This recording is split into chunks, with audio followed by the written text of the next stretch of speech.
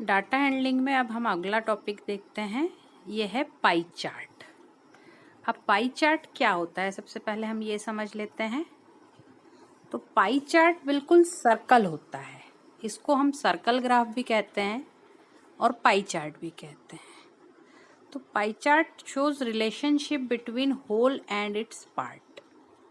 जैसे यहाँ पर एक पाई चार्ट मैंने बनाया है कि कोई बच्चा है, एनी स्टूडेंट इज देयर, वो अपनी डेली एक्टिविटीज़ में कितना कितना टाइम लगाता है। So here you can see sleep is given 8 hours, school is given 6 hours. तो एट अ ग्लांस आपको देखने में पता लग रहा है कि स्लीप के लिए सबसे ज़्यादा टाइम लग रहा है, स्कूल के लिए उससे कम, देन नेक्स्ट अदर्स और होमवर्क, और फिर लास्ट में प्ले के लिए सबसे कम टाइम मिल रहा है। तो पाई चार्ट आपको ये बताता है कि जो कंप्लीट डाटा है उसमें से एक पर्टिकुलर एक्टिविटी के लिए कितना टाइम लग रहा है। So circle is divided into sector. ये एक्टिविटीज़ हमने अलग अलग सेक्टर में डिवाइड किए हैं। Size of each sector is proportional to the activity और information it represent. Means sector की क्या साइज होगी ये इस पे डिपेंड करता है कि वो कितना पार्ट रिप्रेजेंट कर रहा है। ज़्यादा पार्ट रिप्रेजेंट कर रहा हो तो सेक्टर बड़ा होगा, कम तो सेक्टर छोटा होगा। Now definition. Pie chart is a type of graph that display data in circular graph. Circle के शेप में ये डिवाइड करता है। The pieces of graph are proportional to the fraction of the whole in each category. Means जो graph में pie के जो pieces है, पाई एक्चुअली एक फूड होता है, वेस्टर्न कंट्रीज में फेमस होता है और वो गोल होता है, तो उसी के हिसाब से इसको भी पाई कह सकते हैं। तो पाई का जो फ्रैक्शन है, जैसे यहाँ एक और पाई चार्ट बताया है अकाउंटिंग का, तो यहाँ पर भी ब्लू सबसे बड़ा दिख रहा है, तो आप कह सकते हैं कि ये जो भी पर्सन है जिसका ये अकाउंट है वो रेंट में सबसे ज़्यादा पैसे देता है, और 5% वाला जो फ्रैक्शन है वो सबसे छोटा है और वो है उसका फ़ोन का फ्रैक्शन। वैसे ही 19% जो दिखा रहा है फूड का, तो वो रेंट के बाद फूड पे खर्च करता है। तो ये पाई चार्ट हमें बताता है कि किस एक्टिविटी को कितना पार्ट लग रहा है। So in other words, each slice of the pie is relative to the size of that category in the graph as whole. Entire pie represent 100% of whole, मतलब पूरा जो सर्कल वो 100% बता रहा है। ठीक है। नाउ पाई चार्ट कहाँ यूज होता है? So it is extensively used in presentation and offices. Pie chart help show proportions and percentage between categories by dividing a circle into proportional segment। तो पाई चार्ट यहाँ दिख रहा है आपको कि पाई चार्ट देखने में ही आपको तुरंत डाटा एनालाइज करके बता देता है कि कौन सा डाटा सबसे ज़्यादा है, कौन सा कम है। तो ये दिखने में भी अच्छा लगता है, इफेक्टिव होता है। So it is widely used in presentation and offices. Each arc length means ये जो सर्कल का पार्ट है, represent proportion of each category, while the full circle represent the total sum of all data equal to 100%। ठीक है। Pie chart are ideal for giving the reader a quick idea of the proportional distribution. तो pie chart को अच्छा माना जाता है, ये data को अच्छे इफेक्टिव वे में रिप्रेजेंट करता है, लेकिन इसके कुछ डिसएडवांटेज भी है। अब यहाँ पे आप देखिए favourite activities, there are only 5 favourite activities. ठीक है ना, साइकिलिंग, वॉकिंग, इस तरह की 5 और 6 एक्टिविटीज़ है। यही एक्टिविटीज़ अगर 100 होती तो सर्कल के 100 पार्ट करना पड़ते। So it become very difficult if data is large. So they cannot show more than a few values because as the number of value shows increases, size of each segment becomes smaller। तो 100 values होती तो हर segment बहुत छोटा हो जाता है, क्योंकि circle के 100 पार्ट करना पड़ते। तो इसीलिए ये बड़े डाटा के लिए सूटेबल नहीं है। This makes unsuitable for large amount of data. They are not great for making accurate comparison between group of pie charts। यानी अगर एक पाई चार्ट और दो पाई चार्ट में हमें कंपैरिजन करना है तो नहीं कर सकते। जैसे डबल बार ग्राफ में हम तुरंत कर सकते हैं कंपेयर कि ये बार इससे इतना बड़ा है, पाई चार्ट में नहीं कर सकते, तो ये उसके लिए भी परफेक्ट नहीं है। तो ये इसके दो डिसएडवांटेज है ब्लू में लिखे वाले। Now we will see exercise 5.2 first question. So here one graph is given for music company. तो यहाँ दिख रहा है light 40%, light music, semi classic 20%, classic 10% and folk 30%. So this is a survey. एक सर्वे किया गया है म्यूजिक कंपनी से, तो कितने लोग क्या पसंद करते हैं। अगर आप इन सब को प्लस करोगे तो 100 आएगा, 40 plus 20 plus 30 plus 10। If 20 people liked classical music, अब क्लासिकल वाले 10% है, तो आप कह सकते हैं 10% ऑफ टोटल इज 20। क्वेश्चन कह रहा है 20% like classical music, means 10% of total people is 20। तो 10% का मतलब होता है 10/100 इंटू टोटल। टोटल हमें पता नहीं है, इज इक्वल टू 20 है। तो 10/100 को आप उस तरफ शिफ्ट कीजिए तो वो बन जाएगा 100/10, उल्टा हो जाता है। तो इस तरह से हम मल्टीप्लाई करेंगे तो हमारा आंसर 200 आ जाएगा। मीन्स 10% अगर 200 है तो 100% 2000 हो जाएगा। सिंपल सी बात है, ठीक है ना। 10% 200 है तो आप 20% बड़े आराम से बता सकते हो, 20% 400 हो जाएगा, ठीक है ना। और 30% इस हिसाब से आप निकाल सकते हो आगे। अब ये पूछ रहे हैं which type of music is liked by maximum number of people. तो सबसे बड़ा शेयर किसका है, तो लाइट म्यूजिक का है।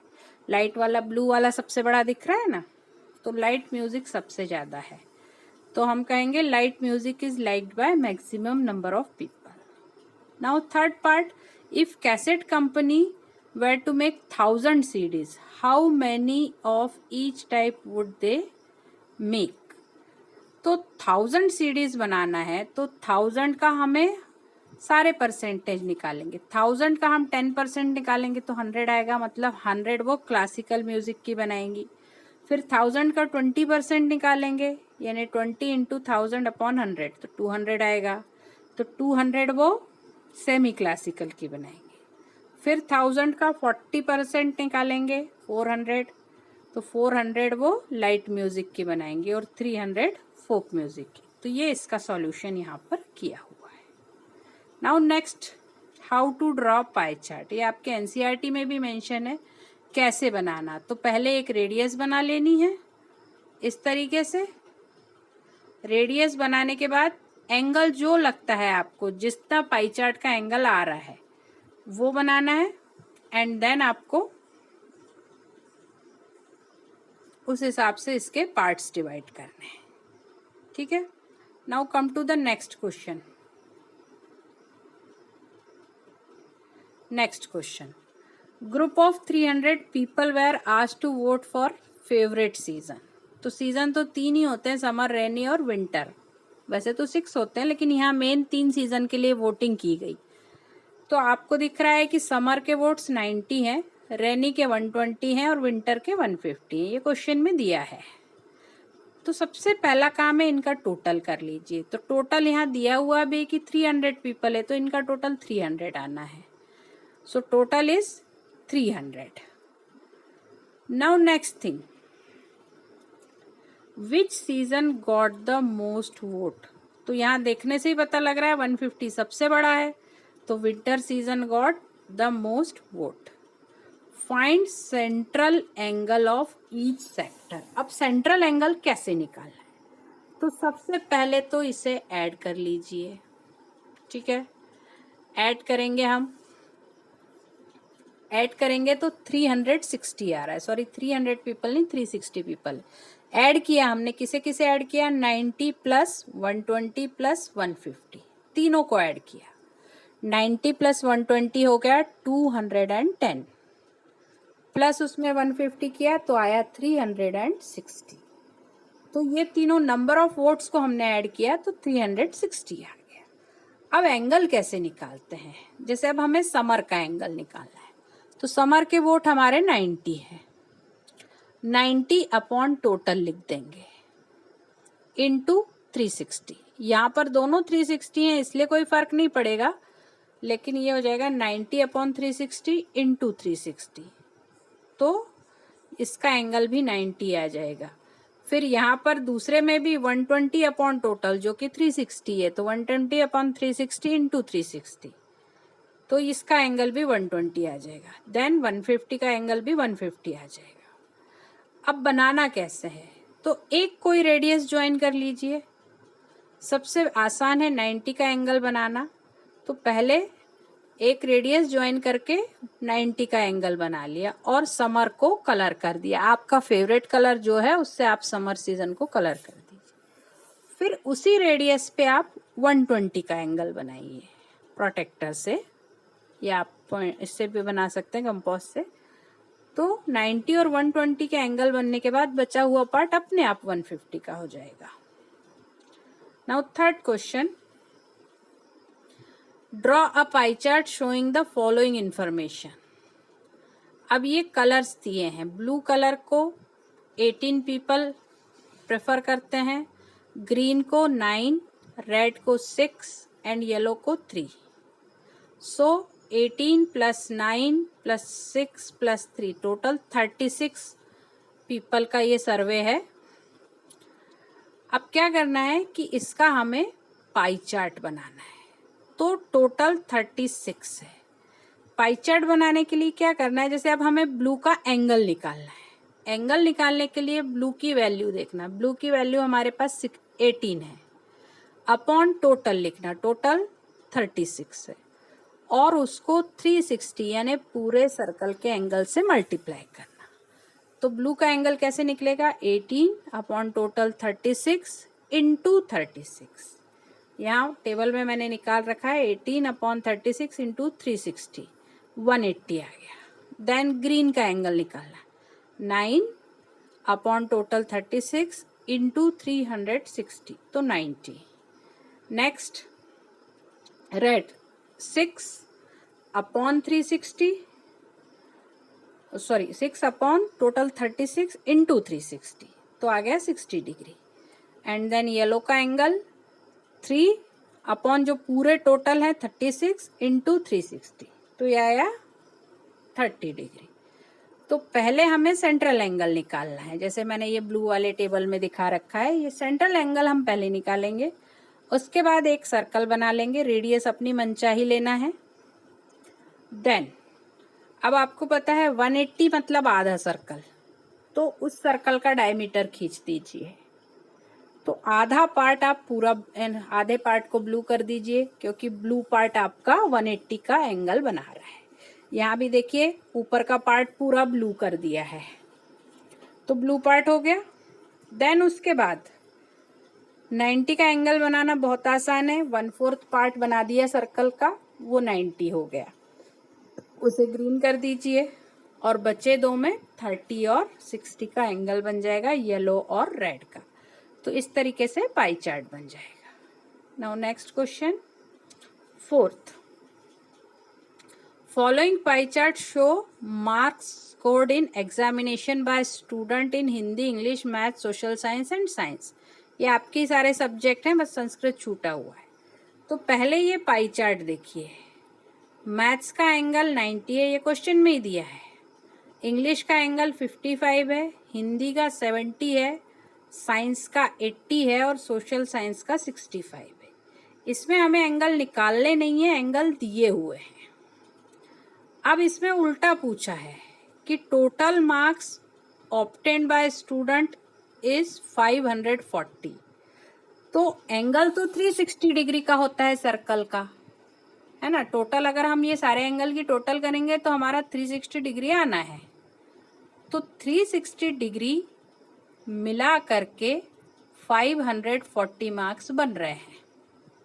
ठीक है, तो ये पूछा गया है, answer the following, in which subject did the student score 105 marks. अब हमें निकालना है कि 105 मार्क्स किस में मिले हैं। तो अब हम उल्टा काम करेंगे। उल्टा कैसे करेंगे कि हम सॉल्यूशन में लिखेंगे for 540 marks central angle is 360। 360 degree हमने कहाँ से लिया, पूरे सर्कल का एंगल, सारे एंगल को अगर हम प्लस करेंगे तो 360 आ रहा है। तो 540 मार्क्स के लिए सेंट्रल एंगल 360 है। तो हमें पूछे कितने मार्क्स हैं, 105।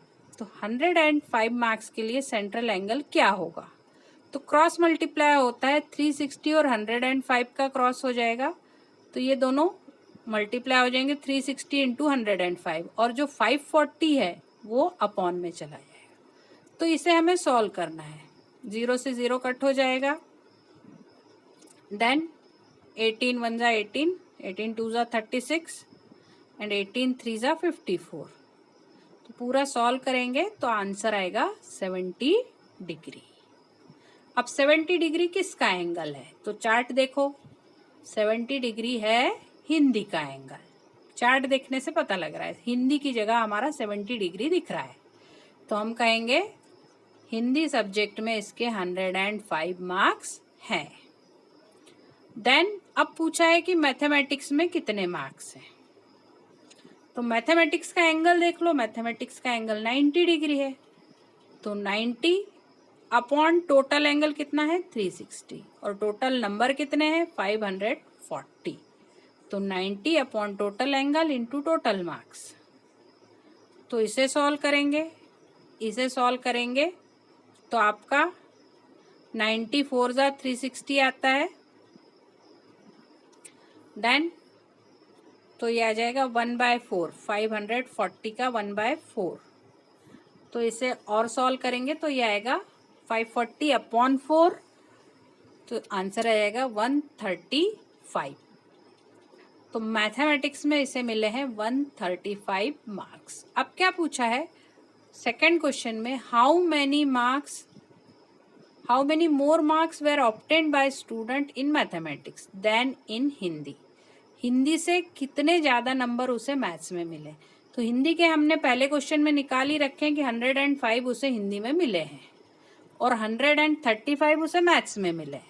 तो हम माइनस कर देंगे, 30 मार्क्स उसको ज़्यादा मिले हैं मैथ्स में, हिंदी में कम मिले हैं। अब किसका पूछा है, whether the sum of total marks in social science and maths is more than science and Hindi. अब सोशल साइंस और मैथ्स ये दो सब्जेक्ट पहले देखिए, मैथ्स है 90 और सोशल साइंस है 65। दोनों को अगर हम प्लस करें तो 9 + 6 15, 155 आता है। तो दोनों का एंगल अगर हम प्लस कर लें तो 155 आता है। और ये पूछा है साइंस और हिंदी के मार्क्स से ज़्यादा है क्या, तो साइंस और हिंदी प्लस कीजिए। साइंस का चार्ट में देखिए, साइंस का एंगल है 80 और हिंदी का एंगल है 70। तो हम 80 + 70 करेंगे तो 150 आ रहा है। तो किसका एंगल जा रहा है ज़्यादा है, मैथ्स और सोशल साइंस का एंगल 155 है, जबकि साइंस और हिंदी दोनों का मिला के एंगल 150 है। तो 5 डिग्री मैथ्स और सोशल साइंस ज़्यादा आ रहे हैं। तो हम कहेंगे कि marks obtain in social science and mathematics are more than that of marks obtained in science and Hindi. Now the last question. Last question आपको पाई चार्ट बनाना है। हॉस्टल में ये बच्चे रहते हैं और अलग अलग लैंग्वेज बोलते हैं। हिंदी 40 बच्चे बोलते हैं, इंग्लिश 12, मराठी 9, तमिल 7 एंड बंगाली 4। तो टोटल 72 बच्चे हैं हॉस्टल के और ये अलग अलग लैंग्वेजेस बोलते हैं। अब सबसे पहले पाई चार्ट बनाने के लिए पहला काम एंगल निकालना है। तो एंगल मैंने पहले भी बताया है कि वैल्यू देखो, जैसे हमें हिंदी का निकालना है तो हिंदी की वैल्यू 40 है उसके नीचे टोटल लिखो, टोटल 72 है और उसको 360 से इंटू कर दो, तो हो जाएगा 40/72 इंटू 360। तो इसको सॉल्व करने पे 200 आंसर आएगा। देन इंग्लिश वैल्यू है 12 अपॉन टोटल 72 इंटू 360, तो 60। देन मराठी 9 वैल्यू है टोटल 72, तो 9/72 उसे 360 से इंटू कर देंगे तो 45 आ जाएगा। देन तमिल 7/72 इंटू 360, तो 35 डिग्री आ रहा है। और बंगाली 4/72 इंटू 360, तो 20 डिग्री आ रहा है। अब पहले ये एंगल निकाल लिए, उसके बाद पाई चार्ट बनाना है। पाई चार्ट बनाने में 200 रिफ्लेक्स एंगल है, तो एक तरीका तो ये है कि आप 200 का एंगल नहीं बन पा रहा है तो 160 का बना लीजिए, क्योंकि 160 का पीछे वाला पार्ट 200 होगा, तो ऐसा भी कर सकते हैं। और पाई चार्ट में अगर 1-2 डिग्री इधर उधर हो भी जाए तो इतना मार्क नहीं किया जाता। तो ये आपका लास्ट क्वेश्चन है एक्सरसाइज का। Okay, so you can do all this.